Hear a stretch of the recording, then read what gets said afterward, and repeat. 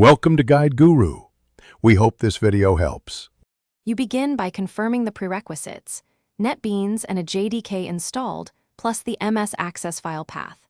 Next, add the You Can Access JDBC driver to your project libraries. This lets Java speak to Access.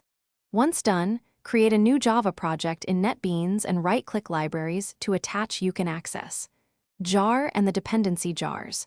Make sure the JDK is the project platform so the driver loads correctly. This prepares your environment for coding the connection code. You now write the code that actually connects.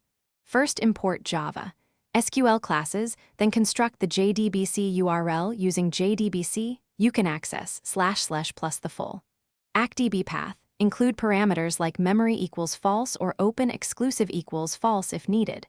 Once the URL is ready, call driver manager.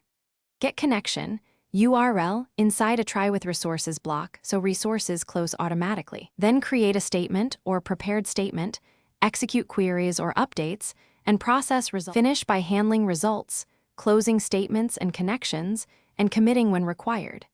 You should log exceptions and present graceful error messages to help debugging. If things fail, first check that the You Can Access jars are actually on the project class path and that the access file isn't opened exclusively by another app.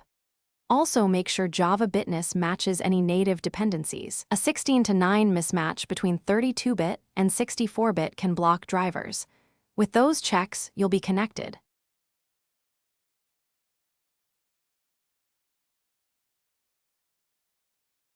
Thanks for watching. Consider subscribing if we helped you today.